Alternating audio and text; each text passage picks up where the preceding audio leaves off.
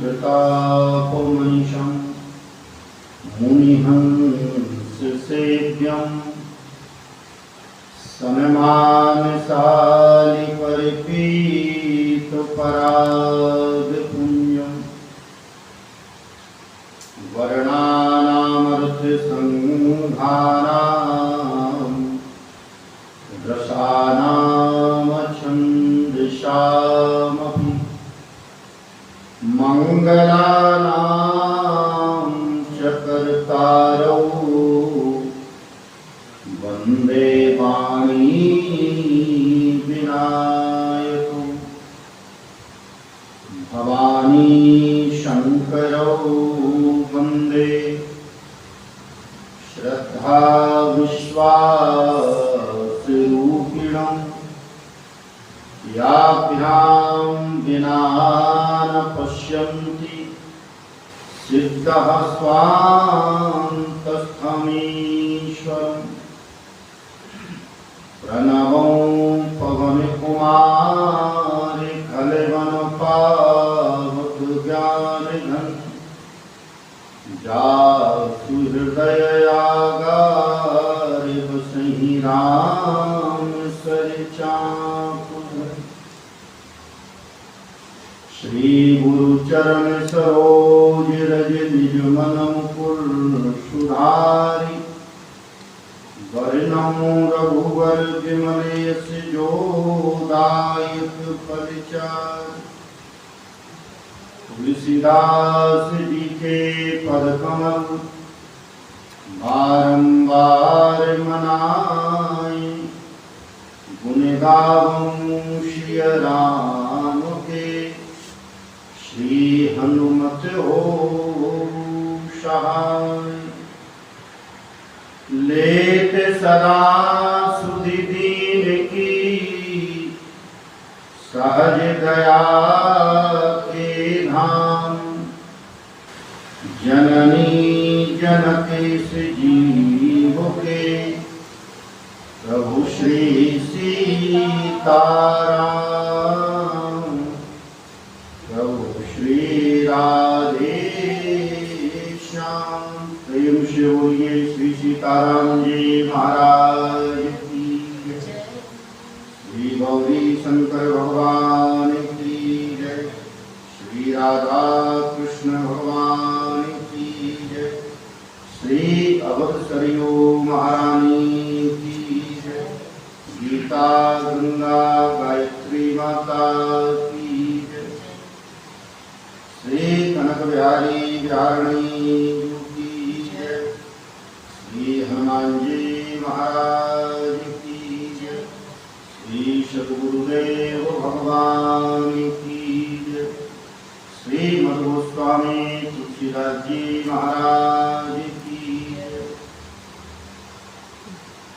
समस्त पूर्वाचार्यों की जय।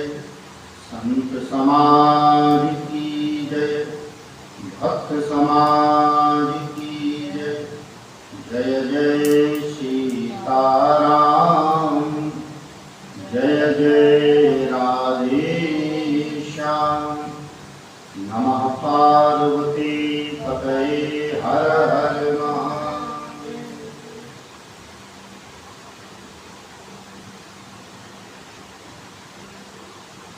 परम मंगलमय अकारण करुणा वरुणालय भक्तवांछा कल्पतरु भगवान श्री सीताराम जी महाराज भगवान के अनुग्रह विग्रह मंगलमय संत समाज वंदनीय विद्युत समाज सम्मानीय श्रोता वृंद, आइए हम सभी भोर भावन भोलेनाथ के पावन चरणों में बैठ करके भगवान श्री रामचंद्र की मंगलमय लीला हम सभी नाम श्रवण कर रहे हैं। उसके पूर्व हम सभी प्रेम से भाव से मिलजुल करके दोबारा भगवान के नाम का संकीर्तन करें। श्री राम जय जय राम। श्री राम जय जय श्री राम जय राम जय जय राम। श्री राम जय राम जय जय राम। जय श्री राम जय राम जय जय राम। जय श्री राम जय राम जय जय राम। जय श्री राम जय राम जय जय राम। जय श्री राम जय राम जय जय राम। जय श्री राम जय राम जय जय राम। जय श्री राम जय राम जय जय राम। जय श्री राम जय राम जय जय राम। जय श्री राम जय राम जय जय राम। जय श्री राम जय राम जय जय राम। जय श्री राम जय राम जय जय राम। जय श्री राम जय राम जय जय राम। जय श्री राम जय राम जय जय राम। जय श्री राम जय राम जय जय राम। जय श्री राम जय राम जय जय राम। जय श्री राम जय राम जय जय राम। जय श्री राम जय राम जय जय राम। जय गौरी शंकर सीताराम। जय गौरी शंकर सीताराम। जय गौरी शंकर सीताराम। जय गौरी शंकर सीताराम। श्री काशी गंगा राधे श्याम। श्री काशी गंगा राधे श्याम। श्री काशी गंगा राधे श्याम। श्री काशी गंगा राधे श्याम। जय सीताराम जय सीताराम। जय सीताराम जय सीताराम। जय राधे श्याम जय राधे श्याम। जय राधे श्याम जय सीताराम। श्री सीताराम जी महाराज की जय। सिया राम स्वरूप अगाधे अनूप। विलोचन मीनन को जल है। श्रुति राम कथा मुख राम को नाम। यह पुनि राम ही को थल है। मति राम ही सो रति राम ही सो। गति राम सो राम ही को बल है। सबकी न कहें तुलसी के मते। इतनो जग जीवन को फल है। इतनो जग जीवन को फल है। बोलिए श्री तुलसीदास जी महाराज की। पूज्यपाद कली पावना अवतार श्रीमद् गोस्वामी तुलसीदास जी महाराज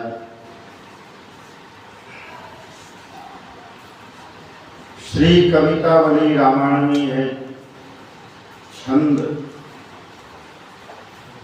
श्री बाबा जी वर्णन करते हुए कह रहे हैं, जिसका आशय है भगवान श्री सीताराम जी की जो सुंदरता रूपी अगाध समुद्र है, सुंदरता रूपी जो अगाध समुद्र के समान भगवान सुंदर है। तो ऐसी सुंदरता रूपी अगाध समुद्र में हमारा मन मछली बन जाए। श्री राम स्वरूप अगाध अनूप विलोचन मीनन को जल, यह हमारे नेत्र रूपी मछलियों का जल है। भगवान की सुंदरता का वह जल, अर्थात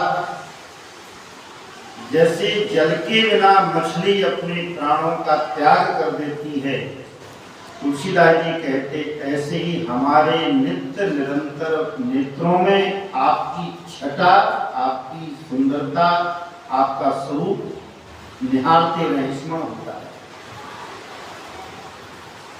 विलोचन मीनन पूज, और यह तो भगवान के रूप की प्रधानता, नेत्रों से बरहने से भगवान के रूप का दर्शन किया जाए। कानों की प्रधानता किसमें है? नित्य निरंतर भगवान की कथा कीर्तन सत्संग पढ़ते रहे भगवान के कान में, हम लोगों के कान में ये कान धन हो जाते हैं। तुलसीदास जी कहते हैं हमारे कान आपकी कथा में लगे रहे, कभी अखाएं ना।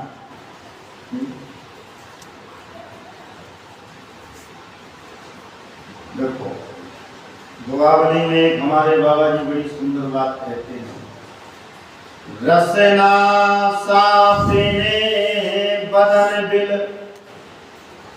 जेना जपहि हरि नाम, तुलसी प्रेम न राम सो ताहि विधाता। बदन का अर्थ है मुख, बदन माने मुख। तो जैसे सर्प कहाँ रहता है? दिल में। तो जो जीहा भगवान के नाम की प्रेमी ना हो, नाम ना जपे, वह जीहाई सर्पणी है, और जो मुख है उसके सर्पणी का रहने का निवास स्थान है, दिल है। रसना साप बदन बिल, किन के लिए कह रहे हैं? जे न जपई हरि नाम, और जिन जीवों का प्रेम भगवान से नहीं है, तुलसी प्रेम न राम सो ताहि विधाता। तो देखिए, बेनय ना जन देहो राम करहो मुहे आंगरो, रहे ना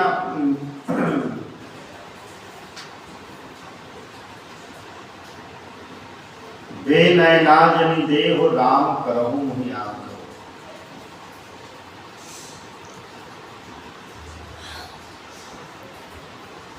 श्री राम।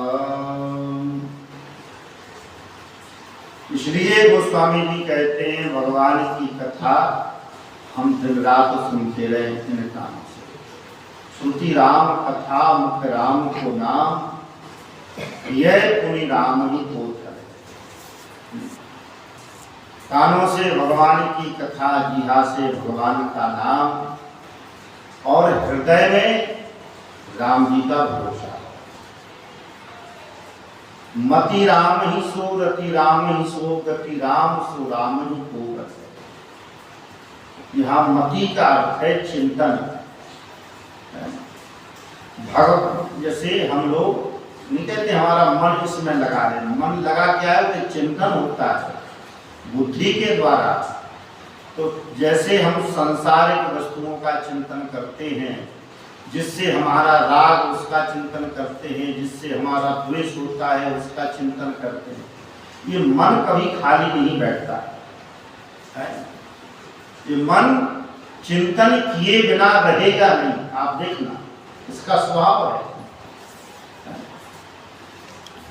जैसे बंदर कभी शांत नहीं बैठता है, वैसे मन हम लोगों का कभी शांत नहीं बैठता है, कुछ ना कुछ सोचता रहेगा। शरीर का स्वभाव है कुछ करे बिना नहीं रहेगा। वाणी का स्वभाव है कुछ कहे बिना नहीं रहेगा। मन सोचे बिना नहीं रहेगा, शरीर कुछ करे बिना नहीं रहेगा, और वाणी कुछ कहे बिना नहीं रहेगा। तो एक बात हम आपसे निवेदन करें, आप लोग तो महान पुरुष हैं, सब जानते हैं, हम लोग जब वैराग्य लेते हैं तो जो वैराग्य हमने जहाँ से लिया है घर से, परिवार से, उस सीताराम, उस राग को नष्ट नहीं करना है, उस राग को नष्ट नहीं करना, उसकी दिशा मोड़ देनी है।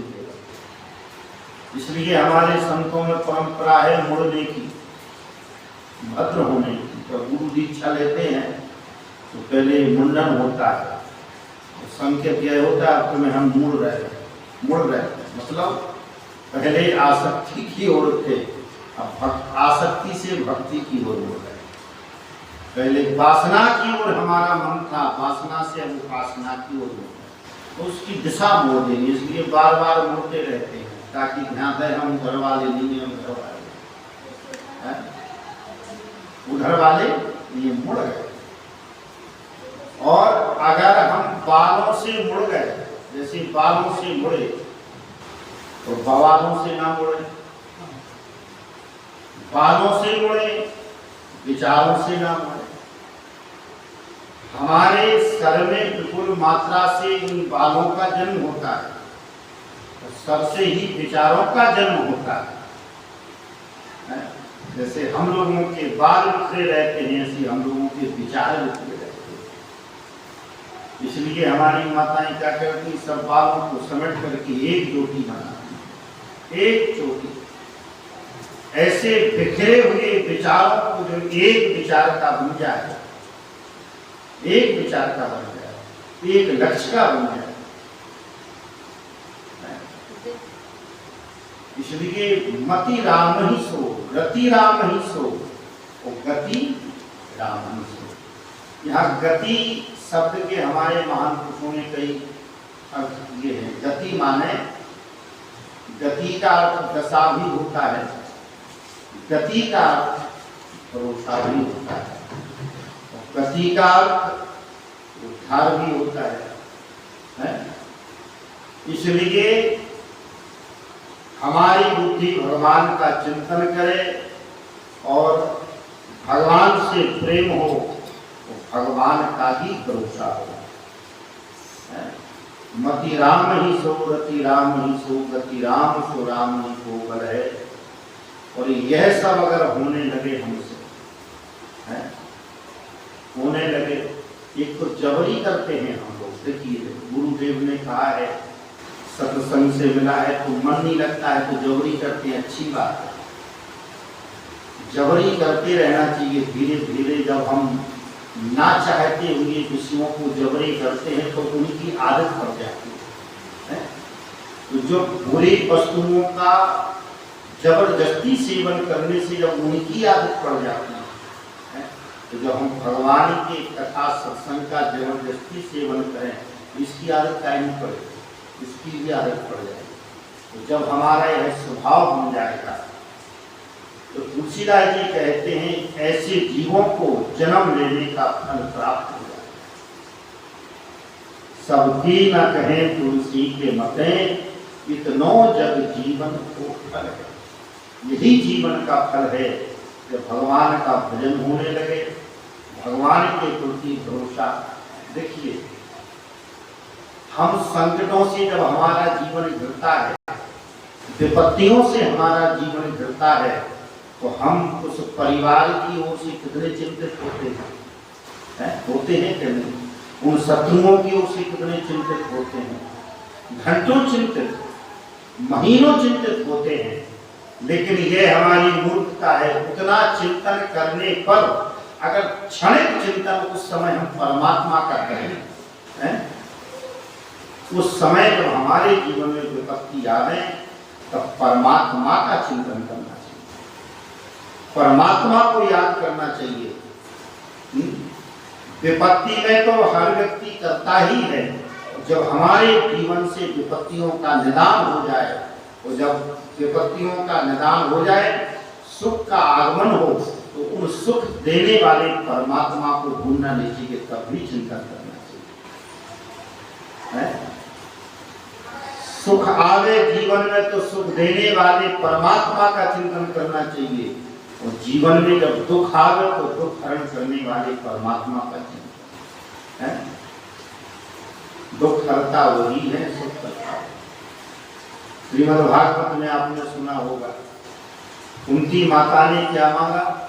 भगवान ने कहा मांगो, तो कुंती माता ने मांगा कि प्रभु अगर हमारे जीवन में आए तो हमें दुख ही है। भगवान ने कहा मैया पावनी होती है, तो कोई मांगने की चीज है? कुंती माता ने कहा कि सब मांगने की चीज तो नहीं है, यह बात तो सत्य है, लेकिन हमने उस दुख में अनुभव किया है। क्या अनुभव किया है? कि जब भी हमारे जीवन में विपत्ति आई है केशव, तो आपने सदा सहायता की है, हमारी सदा मदद की है। इसलिए जब आप विपत्ति में साथ रहते हैं, यह तो हमें पता है, यह हमारा अनुभव है कि विपत्ति में आप साथ नहीं छोड़ते, तो हम उस विपत्ति को सदा स्वीकार करेंगे जिसमें आप कभी साथ छोड़ते ही नहीं। ये हमने अनुभव किया है कि आप विपत्ति में साथ नहीं छोड़ते। सुख किसने देखा? लेकिन विपत्ति हमने देखी है, उसमें यह भी देखा कि आपने विपत्ति में कभी साथ छोड़ा ही नहीं। उस विपत्ति को नहीं हम छोड़ेंगे, ना भूलेंगे जिसमें आप विपत्ति में कभी साथ नहीं छोड़े। यह भरोसा है। देखिए, एक बात हम आपसे निवेदन करें, हमारे महाराज दशरथ जी के जीवन में परमात्मा आए, और एक नहीं आए, 4 रूपों में आए परमात्मा। श्री राम, लक्ष्मण, भरत, शत्रुघ्न।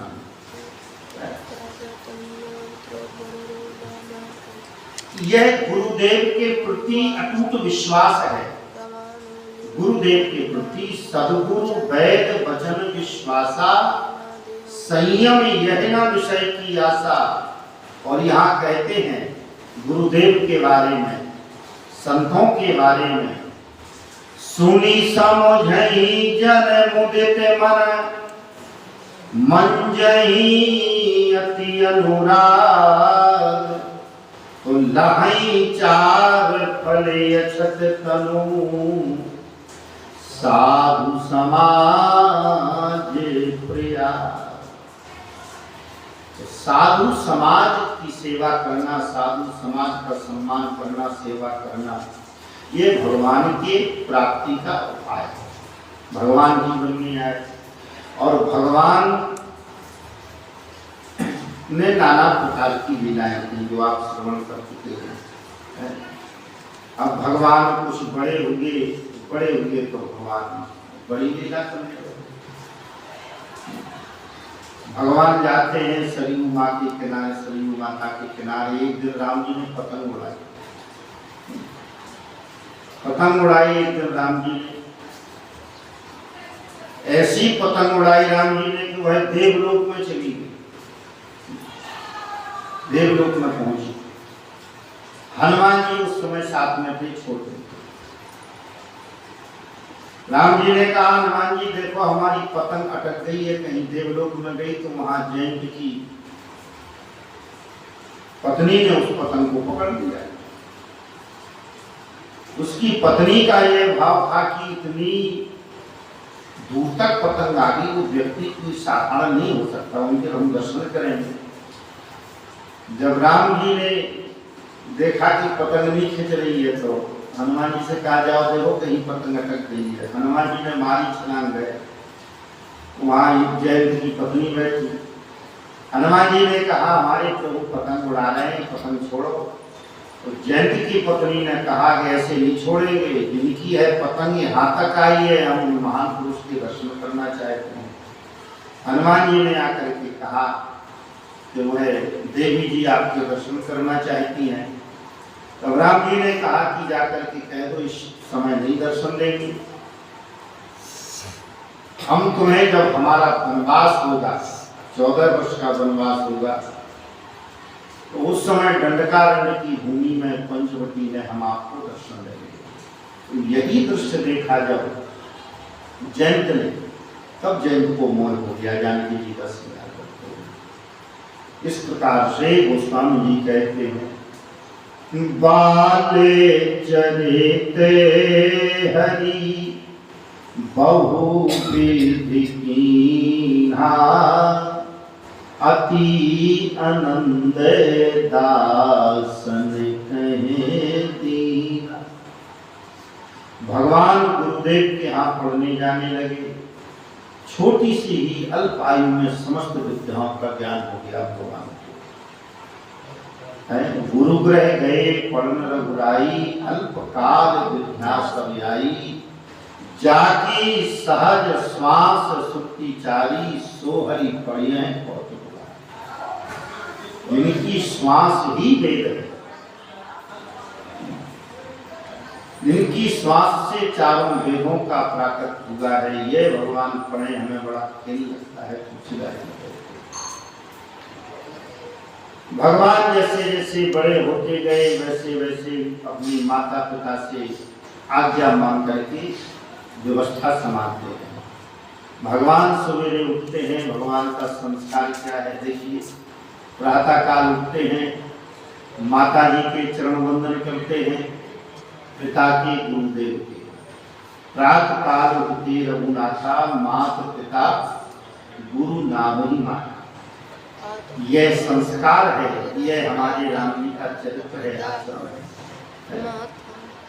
आयुष्मान कहीं पुर काजा, देख चरित्र सही माता। राम जी के स्वभाव से सभी प्रसन्न हैं।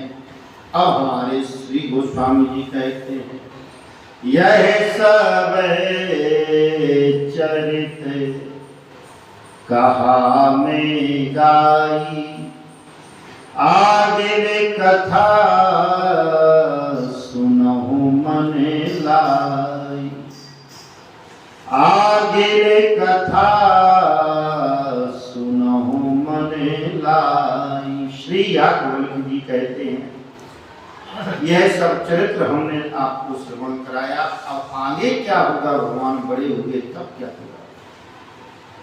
बोले बक्सर वाले बाबा जी, इनका नाम है विश्वामित्र जी।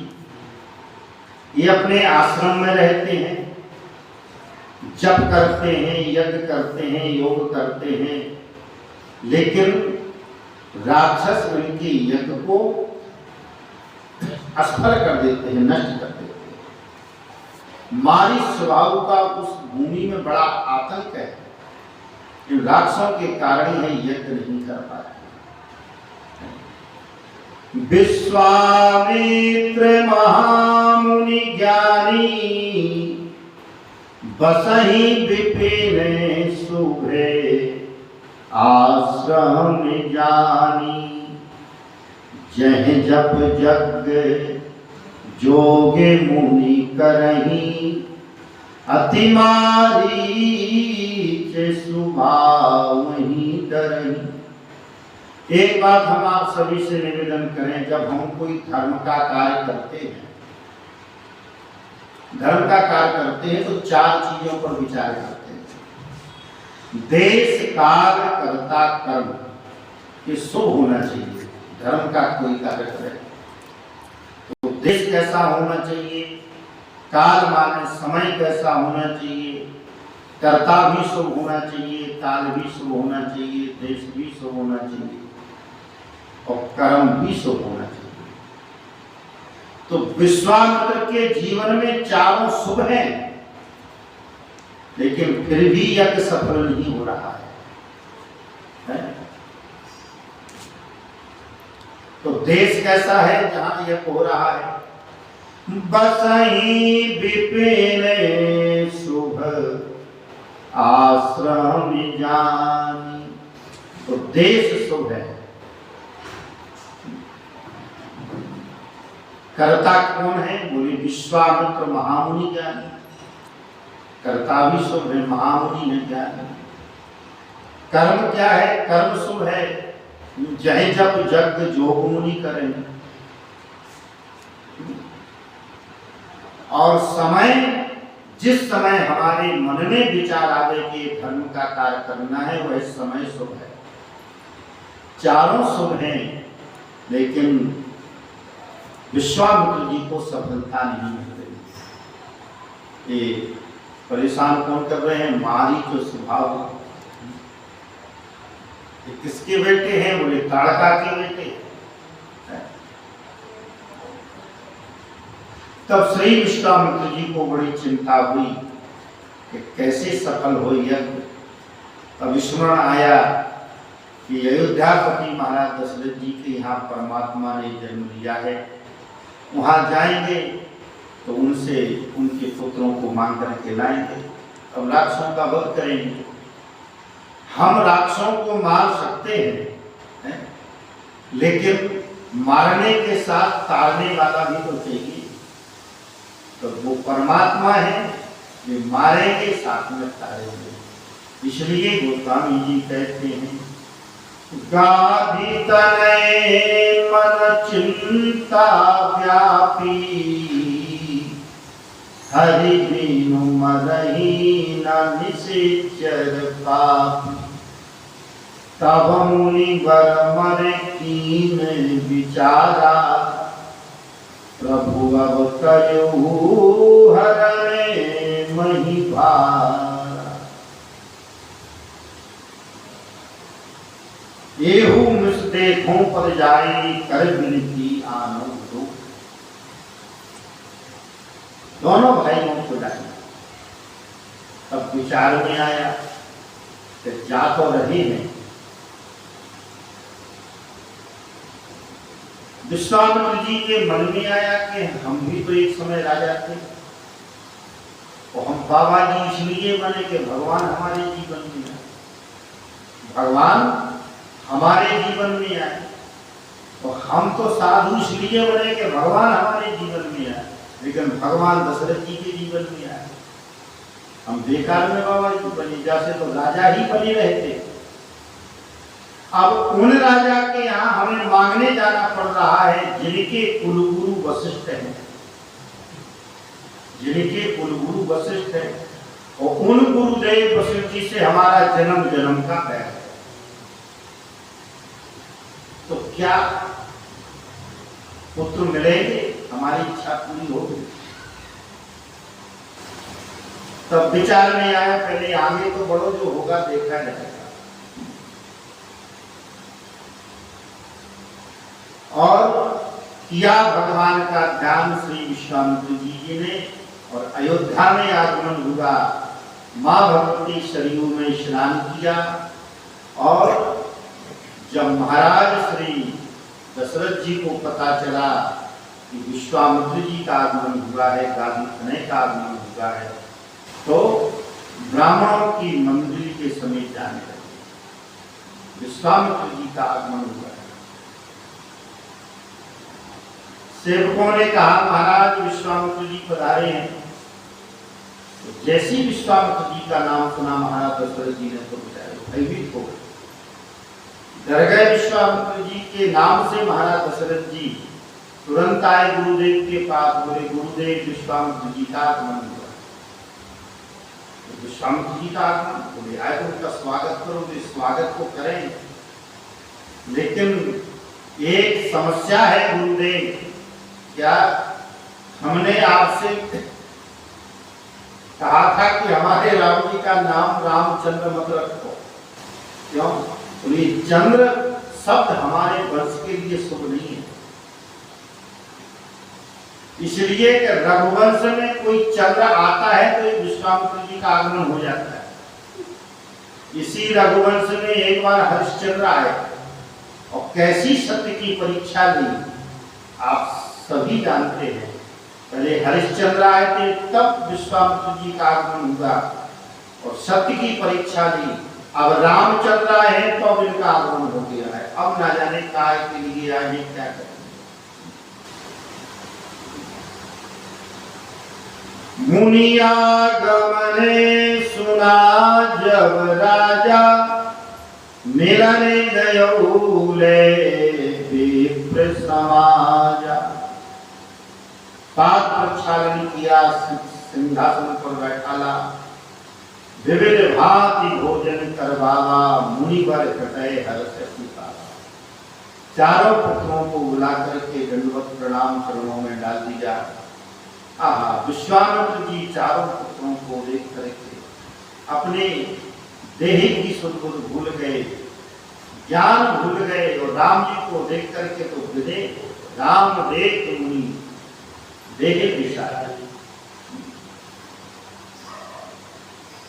महाराज दशरथ जी ने कहा, हे मुनिराज, किस कारण से आपका आगमन हुआ है?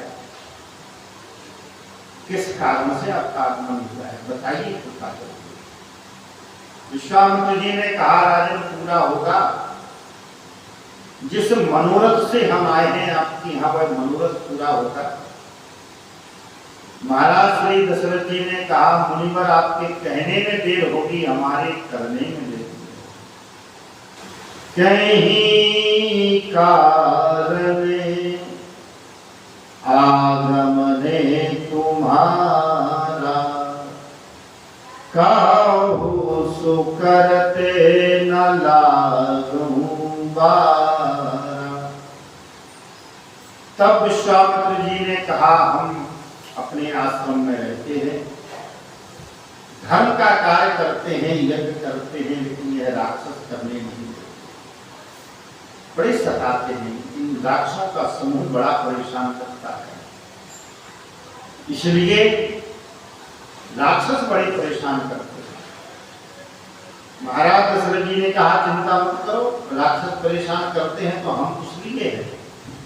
आज्ञा देने लगे, सेना सजाई जाए राक्षसों का वध करने के लिए। तो विश्वामित्र जी ने कहा, नहीं महाराज, सेना की आवश्यकता नहीं है,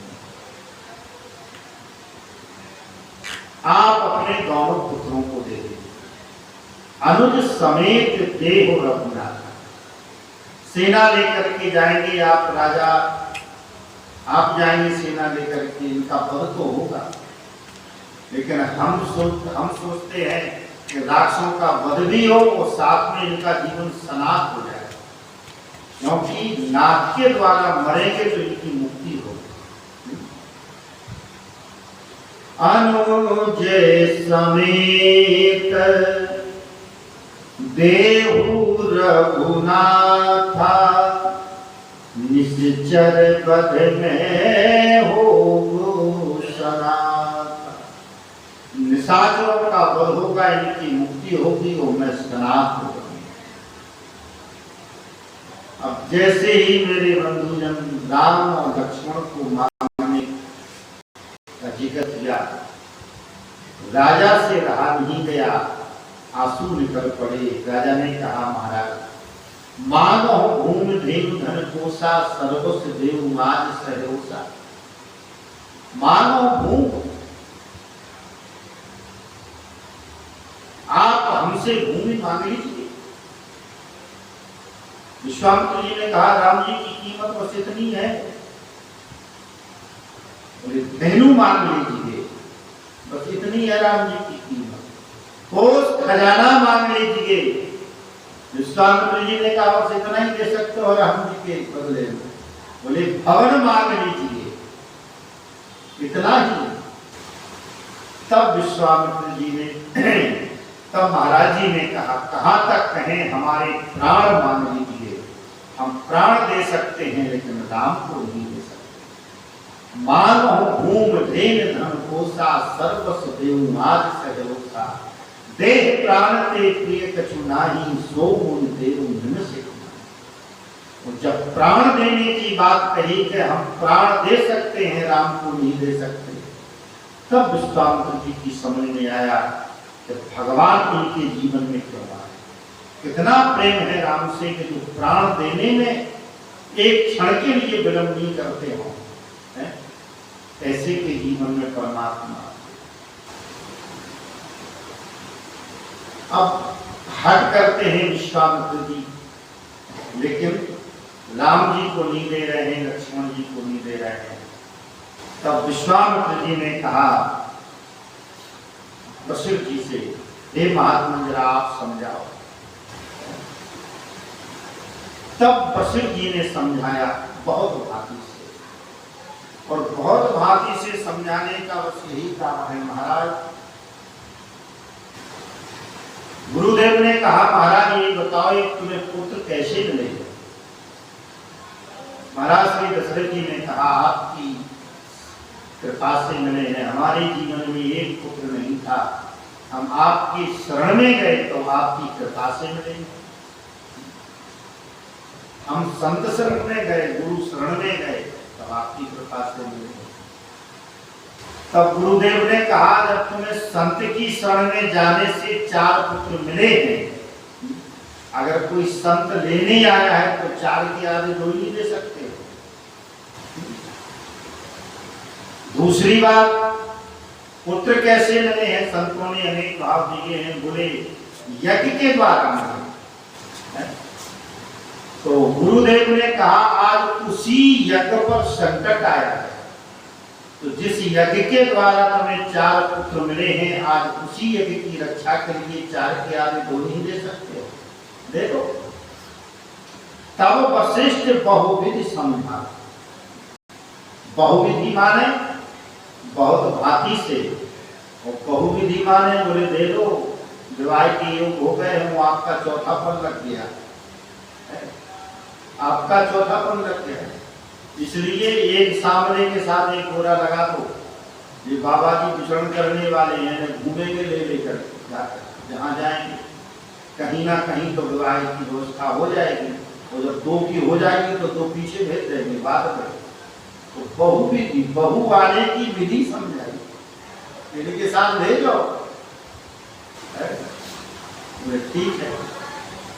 तब महाराज श्री दशरथ जी ने कहा हे मुनिराज, हम राम नहीं दे रहे तुम्हें, हम राम नहीं दे रहे, अपने प्राण दे रहे। हमारे राम रूपी प्राणों को संभाल के रखना। मेरे प्राण नाथ सुत दो, ये हमारे प्राण है। और आज से आप जिस पद को स्वीकार किए हैं उस पद का त्याग कीजिए, उतरिए, और मुनि के पद से उतरिए, और हम अपने पिता के पद का त्याग करके आपको दे रहे हैं। इसलिए पिता के पद पर बैठिए, इसलिए आज से ही आप इनके पिता हैं, और आज से ही आप इनके माता हैं, इसलिए आपको रक्षा करनी है। तुम मुनि पिता आन नहीं सौंपे